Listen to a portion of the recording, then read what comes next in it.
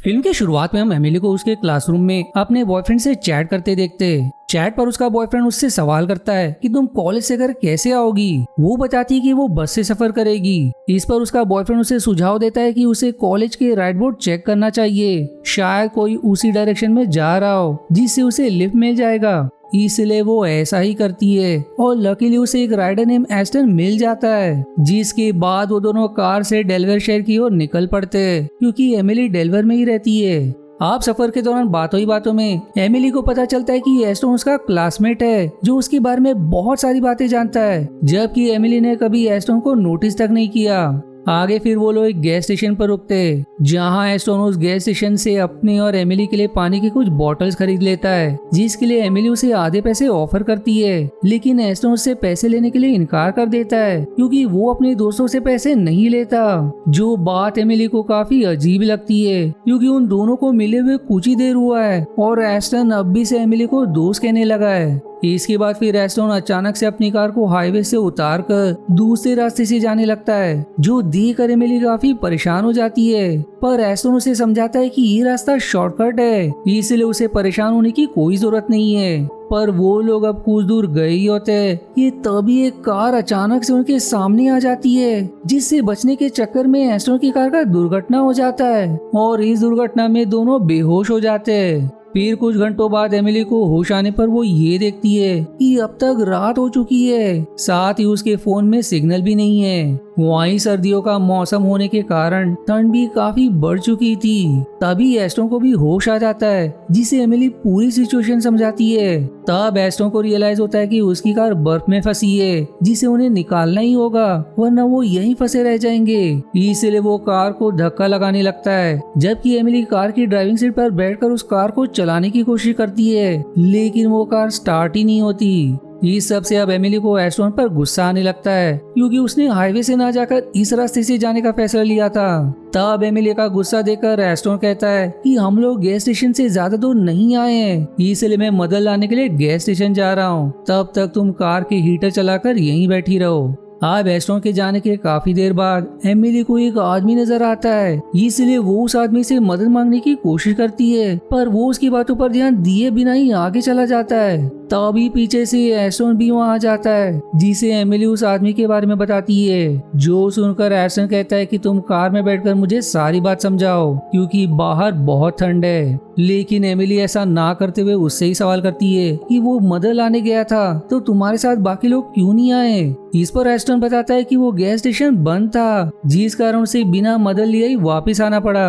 अब उसके इस जवाब से एमिली समझ जाती है कि एस्टन झूठ कह रहा है क्योंकि गैस स्टेशन यहाँ से काफी दूर है, जबकि वो कुछ ही देर में वापस लौट आया था। इसलिए वो एस्टन पर गुस्सा करते हुए याद दिलाती है कि वो गैस स्टेशन 24 घंटे खुला रहता है, यानी कि तुम मुझसे झूठ कह रहे हो। तब एस्टन उसकी बात का जवाब ना देकर कार में बैठ जाता है और ठंड होने के कारण एमिली भी कार में बैठ जाती है। यहाँ कुछ देर तक तो वो बात नहीं करते, पर थोड़ी देर बाद एमिली देखती है कि एस्टन के कान के पास से खून बह रहा है, इसलिए वो उसे तुरंत बताती है, जिस पर एस्टन कहता है कि ये मामूली सी चोट है। इसके बाद एमिली उससे सवाल करती है कि आखिर तुम रहते कहाँ हो, जिसके जवाब में एस्टन बताता है कि मैं ग्लेन फॉल्स के पास रहता हूँ। अब ये सुनकर एमिली पलट सवाल करती है कि ये जगह ग्लेनवुड में नहीं बल्कि कॉलेज के पास ही है, तो आखिर तुमने मुझे झूठ क्यों कहा। अब अपना झूठ पकड़े जाने पर एस्टन एमिली से सारी सच्चाई बता देता है कि तुम मुझे हमेशा से अच्छी लगती आ रही हो और मैंने पहले ही पता कर लिया था कि तुम्हारा घर कहाँ है।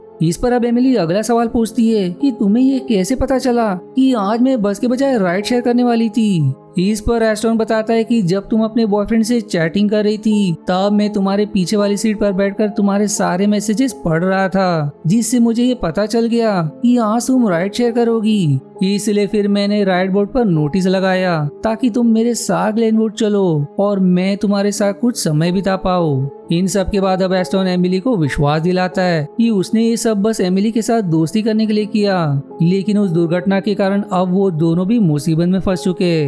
अब ये सुनकर एमिली को पहले तो बहुत गुस्सा आता है, पर आखिर में वो उसे माफ कर देती है। लेकिन फिर थोड़ी देर बाद उनकी कार का हीटर एकदम से बंद हो जाता है और बाहर आकर चेक करने पर एमिली को कार की फ्यूल टैंक में लीकेज मिलता है, जिसका मतलब ये कि अब इस कार का इंजन स्टार्ट नहीं होगा और यदि इंजन ना स्टार्ट हुआ तो हीटर भी वापस से नहीं चल पाएगा, यानी कि उन्हें पूरी रात ठंड में ही गुजारनी पड़ेगी। इतना कम नहीं कि रात होने पर जब एमिली वॉशरूम के लिए बाहर जाती है तो उसे कुछ प्रीस्ट नजर आते हैं, जिन्हें देखती वो एस्टन को बुलाकर उनका पीछा करती है, पर उन्हें वो प्रीस्ट कहीं मिलते नहीं। तब एस्टन एमिली को कार में जाने को कहकर अकेले ही उन प्रीस्ट को ढूंढने के लिए आगे जाता है, जहाँ कुछ दूर पर उसे एक टूटा फूटा घर मिलता है, जिसके अंदर एस्टन को बहुत सी अजीब चीजें मिलती है। जबकि इस तरफ एमिली जब कार में होती है तो उसके पास से एक ऑफिसर गुजरता है, जिसे देखकर एमिली उसके पीछे जाती है, पर वो जैसे उस ऑफिसर को हाथ लगाती है वैसे ही एमिली के हाथ का ग्लव जल जाता है। ऊपर से उस ऑफिसर के पीछे मुड़ने पर एमिली को उसका भयानक चेहरा नजर आता है, जिसके बाद उस ऑफिसर के मुंह से एक सांप निकलता है।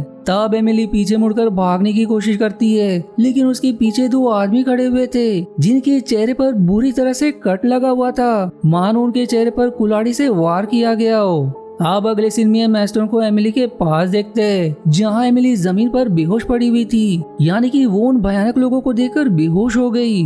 वहीं एस्टन उस टूटे फूटे घर से कुछ न्यूज़पेपर और डक्ट टेप लाया था, जिसकी मदद से वो दोनों कार की खिड़की को अच्छे से ढक देते ताकि बर्फीली हवा अंदर ना आ सके। पर फिर कुछ समय बाद वहाँ फिर से एक पुलिस ऑफिसर आता है, जो पिछले ऑफिसर की तरह भयानक तो नहीं दिख रहा था, लेकिन वो ऑफिसर उन दोनों को कार से बाहर आने को कहकर एमिली को जबरदस्ती पुलिस की गाड़ी में बिठाने लगता है, जिससे एमिली समझ जाती है कि इस पुलिस ऑफिसर के इरादे सही नहीं है। इस पर फिर एस्टन पीछे से उस ऑफिसर के ऊपर लोहे की रॉड से वार कर देता है और उसके ऐसा करते ही वो दोनों फिर खुद को अपनी कार में पाते हैं, जहां एस्टन के हाथ में वही लोहे की रॉड होती है, लेकिन ठंड की वजह से उसके हाथ उस रॉड पर चिपक गए थे, जिन्हें निकालते समय उसके हथेली की चमड़ी उखड़ जाती है। आगे फिर दोनों इस भयानक ठंड से बचने के लिए एक दूसरे से चिपक कर बैठ जाते हैं। जिसी दौरान एमिली की नजर उन न्यूज़पेपर पर पड़ती है जिन्हें एस्टन लेकर आया था। उस न्यूज़पेपर में उन लोगों की मौत के बारे में बताया गया था, जो लोग इस रास्ते पर मरे थे, जिनमें प्रीस्ट का भी जिक्र था। और इस न्यूज़पेपर में ये भी बताया गया था कि वहाँ हुई सारी मौतों का जिम्मेदार एक पुलिस ऑफिसर था, जिसने अपने साथी पुलिस ऑफिसर को भी जान से मार दिया। यानी कि अब तक जितने भी लोग एमिली को दिखाई दिए वो सभी मर चुके थे। और आखिरी में जो पुलिस ऑफिसर एमिली को अपने गाड़ी में ले जाना चाहता था, वो उसी पुलिस ऑफिसर की आत्मा थी, जिसने इतने सारे लोगों को मारा था।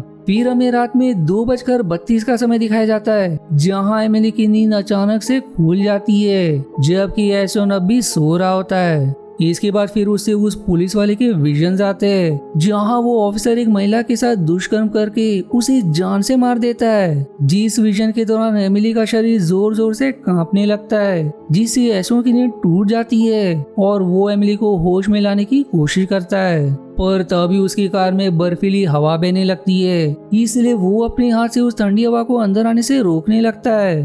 वहीं एमिली के होश आने के साथ ही अब उनकी कार भी कांपने लगती है, पर कुछ देर बाद सारी चीजें वापस से सामान्य हो जाती है। अब इसी तरह कुछ घंटे बीत जाते हैं और हम एस्टन की हालत खराब होते देखते हैं, क्योंकि उसके सर पर चोट आई थी। इसी दौरान एमिली को कार की पिछली सीट पर एक बोतल दिखाई देती है, जिसमें एस्टन ने पेशाब किया था, लेकिन उसका पेशाब लाल रंग का था, जो देखकर एमिली समझ जाती कि एस्टन को दुर्घटना में काफी गंभीर चोट आई।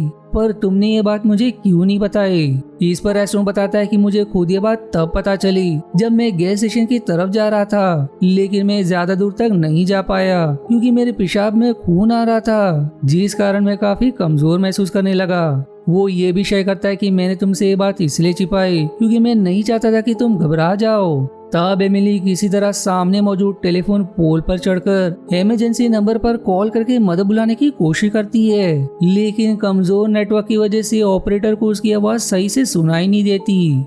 अब निराश एमिली पोल से नीचे उतर आती है, जहाँ फिर उसे उस महिला की आत्मा नजर आती है जिसे ऑफिसर ने मारा था। इसके बाद कार में वापस आकर एमिली एस्टन को होश में लाने की कोशिश करती है, लेकिन दुर्भाग्य से अब उसकी मौत हो चुकी थी, जो देखकर एमिली को काफी बुरा लगता है। आगे फिर हम एकदम सुबह का समय देखते जहाँ एमिली के पास पुलिस की पेट्रोलिंग कार आती है। जिस कार में बैठा ऑफिसर एमिली की मदद से एस्टोन की लाश को अपनी गाड़ी में डालकर और एमिली को लेकर वहाँ से चला जाता है। रास्ते में फिर वो ऑफिसर एमिली से ये शेयर करता है कि 1950 के जमाने में एक सनकी पुलिस वाले ने लोगों की हत्या करना शुरू कर दिया था, लेकिन एक दिन कुछ लड़कों को मारने के लिए वो उनकी कार का पीछा कर रहा था, जिस दौरान उन लड़कों और उस सनकी पुलिस वाले की कार खाई में गिर गई, जिसमें सभी लोग मारे गए। लेकिन इसके बावजूद लोगों की मौत का सिलसिला नहीं रुका, क्योंकि उसकी दुष्ट आत्मा ने लोगों को बर्फ में जमाकर मारना शुरू कर दिया।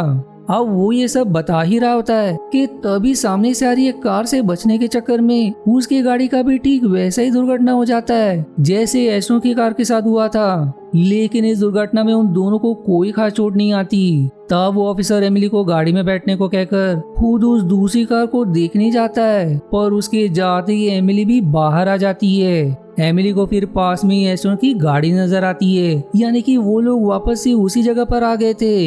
ये पता चलते ही वो उस ऑफिसर को सावधान करने पड़ती है, क्योंकि ये सब उस सन की पुलिस वाले की आत्मा ने किया है। इधर वो ऑफिसर जिस कार के पीछे गया था वो उसी पुलिस वाले की कार थी जिसने 1950 के जमाने में बहुत सी हत्याएं की थी और उस कार में आग लगी हुई थी। साथ ही वहाँ पर बहुत से लोगों की आत्माएं भी थी। अब वहाँ एमिली आकर उस ऑफिसर को समझाती है, लेकिन तब तक उस सन की पुलिस वाले की आत्मा इस ऑफिसर को बर्फ में जमा देती है, जिसके बाद वो एमिली को मारने की कोशिश करता है। लेकिन सही समय पर एस्टोन की आत्मा उस सन की पुलिस पर वार कर देती है। इसी के साथ अब एमिली खुद को वापस से एस्टोन के कार में एस्टोन की लाश के साथ पाती है, जिसका मतलब ये कि उसने जिस ऑफिसर से लिफ्ट लिया था उस ऑफिसर को भी सन की पुलिस वाले ने बहुत पहले ही मार दिया था और अब तक एमिली उस ऑफिसर की आत्मा से ही बात कर रही थी। अब मूवी के आखिरी सीन में हमें दिन का समय दिखाया जाता है, जहां एस्टोन की आत्मा एमिली को गैस स्टेशन तक सही सलामत पहुंचाकर एकदम से गायब हो जाती है।